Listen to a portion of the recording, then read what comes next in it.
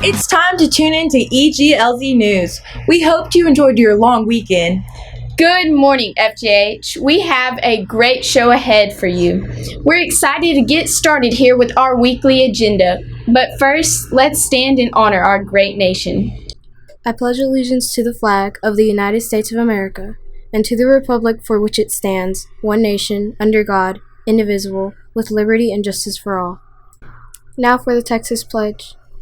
Honor the Texas flag. I pledge allegiance to thee, Texas, one state under God, one and indivisible. Now for the moment of silence.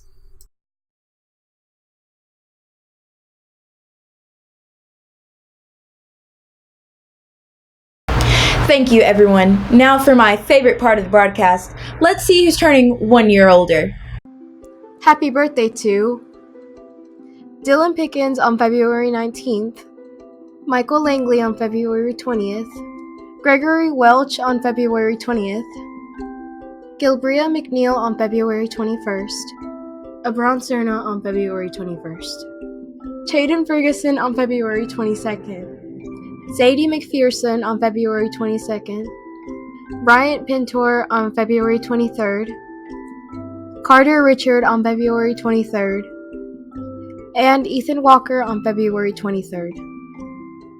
Happy birthday, everyone. Evan and Lindley will now show us our week at a glance. Time for your week at a glance. We will quickly catch you up on what's going on this week. On Wednesday, February 21st, there is a mandatory cheerleading and mascot meeting for those trying out for next year's FJH Cheer Squad. On Friday, we will get a Jump Start Jump Rope for Heart. The PE classes are raising money for the American Heart Association. And don't forget, on Friday, we have Hat Day. Bring $1 and wear a hat. Money raised will be used for FJH student activities. We hope you have a great week, Eagles. Don't forget to wear a hat on Friday. Next, let's recognize our Eagle of the Week winners. 6th grader Kane Mabry, 7th grader Leslie Vaughn, and 8th grader Ashley Harris. Congratulations, everyone. Be sure to stop by the front office for your prizes. Next, we have McKenna with the weather. But first, let's take a quick commercial break. We'll be right back.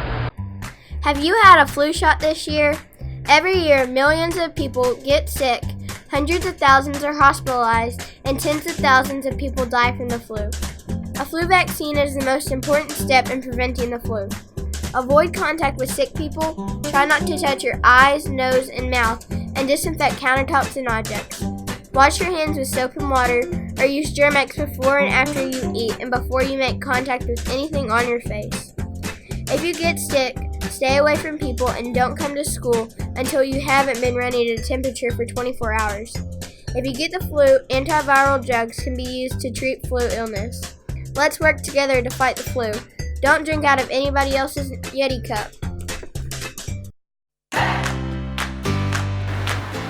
Hey FJH, today we'll have scattered thunderstorms and a high of 66. There will also be a 75% humidity level. Let's take a look at the rest of this week.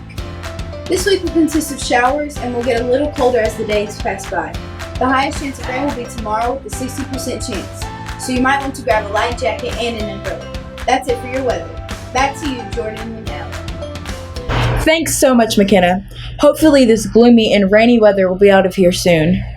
Jordan and I recently visited with the Texas history class to see how the judicial process is taught by Mrs. Partain. How will you please? For many days, students worked collaboratively to gather information about their character in the trial. Every student participated in the trial by acting their role, such as a prosecution lawyer, a jury member, or even as a historical Texas revolutionary hero. Mrs. Partain has done the mock trial in her class for many years, and every year students voice how much the project helps them learn about the Texas Revolution and how to perform a judicial court trial. I learned how to provide evidence in court. You have to respect the judge. But not everything was fun and games. Students were troubled with the challenge researching their character provided. The most challenging part of the mock trial was that you had to get so much information in a short amount of time. 7th grade teacher Mrs. Partain will now go into more depth about the project. Well, the lawyers had to develop at least 10 questions per witness. They learn a lot about the judicial system, and they review basically what occurred in the Texas Revolution. Multiple students have expressed the way the mock trial was an engaging, remarkable project, one that they will remember forever. The 7th grade students seemed to enjoy the mock trial this year. Ellie interviewed one of our 8th grade English teachers, Mrs. Santa Cruz. Let's see what she found out. Miss Santa Cruz attended college at Sam Houston State University in Huntsville.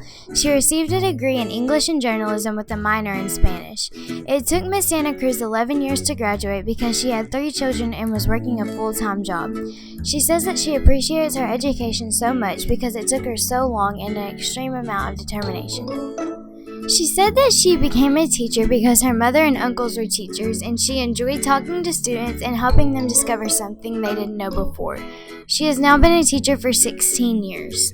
Miss Santa Cruz has taught at 2 different schools, DeWitt Middle School in Spring, Texas, and here at FJH. She's taught 3 different subjects, reading, English, and social skills, but her absolute favorite is reading. Miss Santa Cruz says that teaching 8th grade English at FJH is her dream job and that she couldn't imagine teaching anywhere else. Her favorite thing to do in her spare time is anything Disney related because she loves Disney. She calls herself a complete Disney nerd and says that she has been to Disneyland 11 times since she went for the first time at 4 years old. She also loves spending time with her family. Miss Santa Cruz has 3 children, Sarah, who is a youth counselor in Boston, Max, who is a welder in Waco, and Noah, who is taking college courses at Navarro College. One of the things Miss Santa Cruz is known for is the Butterfly Project. So, I've been teaching here for 6 years, and this is my legacy. This is the thing that is the most important thing to me for you to learn. Class that graduated last year were the first to do the Butterfly Project, and their butterflies are actually in the Holocaust Museum in Houston. But there were 1.5 million children that died during the Holocaust. The Holocaust Museum in Houston has a butterfly for every single one of them. Thanks so much for joining us. Have a great week.